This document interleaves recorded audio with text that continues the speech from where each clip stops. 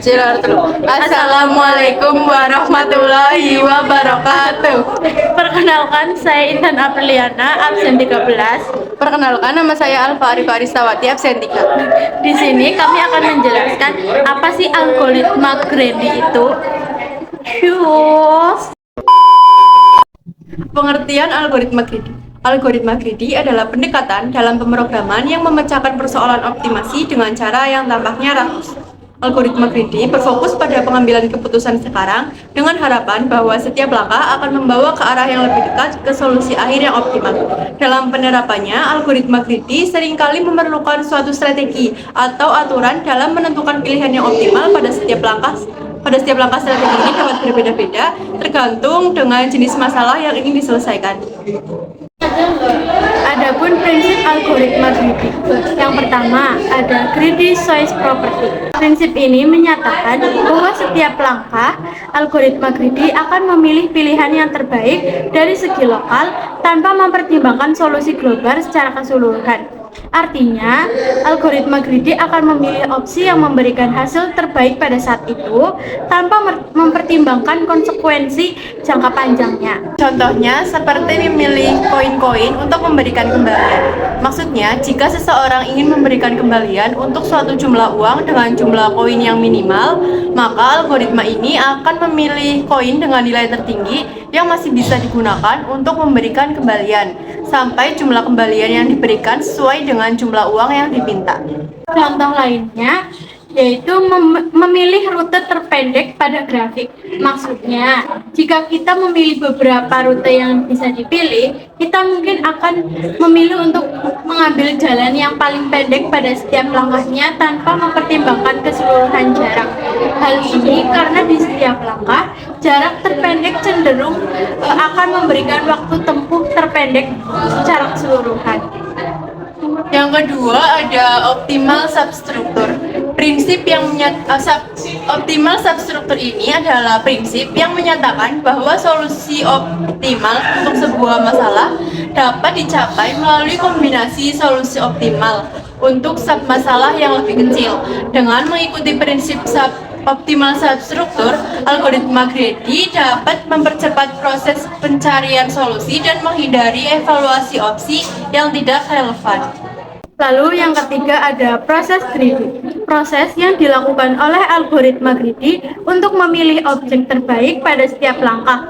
Algoritma Grady akan mempertimbangkan semua opsi yang tersedia pada setiap langkah dan memilih opsi yang memberikan hasil terbaik pada saat itu. Setelah opsi terbaik itu dipilih, algoritma Grady akan memperbaharui solusi sebelum melangkah ke langkah berikutnya.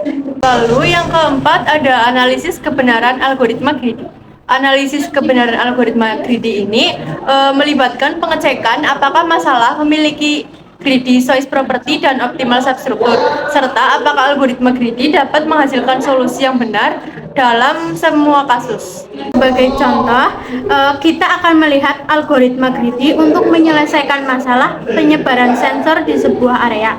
Algoritma Grady dalam kasus ini akan memilih lokasi sensor berdasarkan jarak terdekat ke titik lainnya yang belum tercakup.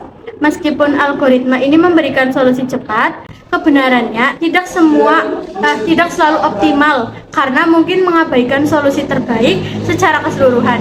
Misalnya, dalam kasus ini, di mana jarak antara dua titik sangat besar, tetapi ada titik yang lebih dekat ke banyak titik lainnya. Algoritma Grady mungkin akan melewatkan solusi optimal yang menempatkan sensor di titik tersebut. Ini menunjukkan bahwa meskipun algoritma Grady bisa memberikan solusi cepat, tidak selalu memberikan solusi yang terbaik. Lalu selanjutnya ada elemen algoritma Grady.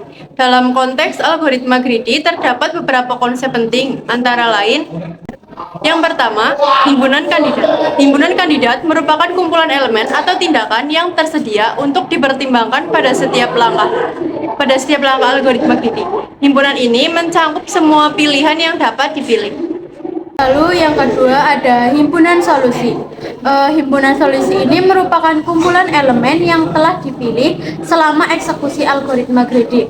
Himpunan ini berkembang secara bertahap saat algoritma berjalan. Lalu selanjutnya yang ketiga ada fungsi solusi. Fungsi solusi ini adalah sebuah fungsi yang digunakan untuk menggambarkan solusi parsial atau solusi sementara yang sedang dibangun oleh algoritma. Fungsi ini dapat mencangkup elemen-elemen yang telah dipilih dari himpunan kandidat. Lalu yang keempat ada fungsi seleksi. Fungsi seleksi digunakan untuk memilih elemen atau tindakan berikutnya dari himpunan kandidat berdasarkan kriteria serangka yang telah ditetapkan. Lalu selanjutnya yang kelima ada fungsi kelayakan. Fungsi kelayakan ini adalah sebuah fungsi yang menilai apakah solusi parsial yang sedang dibangun memenuhi persyaratan atau kriteria kelayakan yang telah ditetapkan. Lalu yang terakhir ada fungsi objektif. Fungsi objektif ini digunakan untuk mengukur nilai atau kualitas dari solusi yang dihasilkan. Fungsi objektif dapat menghasilkan skor atau nilai yang harus dioptimalkan. Selanjutnya ada kelebihan dari algoritma greedy. Kelebihan dari algoritma greedy adalah cepat dalam bertindak alias fast response. Apabila kalian membutuhkan penyelesaian masalah secara instan dan juga cepat, algoritma greedy adalah salah satu metode yang tepat. Algoritma greedy tidak membutuhkan waktu yang lama untuk memikirkan opsi-opsi lain yang bisa dilakukan, serta tidak perlu mempertimbangkan baik buruk serta konsekuensi dari apa yang diputuskan.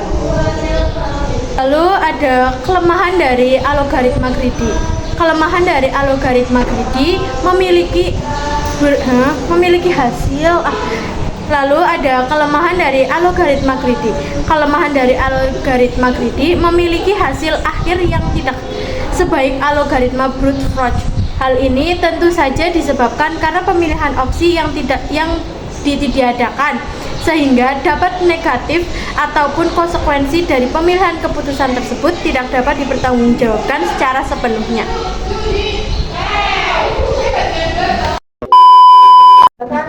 Sekian penjelasan dari kami, kurang lebihnya mohon maaf. Wassalamualaikum warahmatullahi wabarakatuh. Thanks for watching. 10 menit.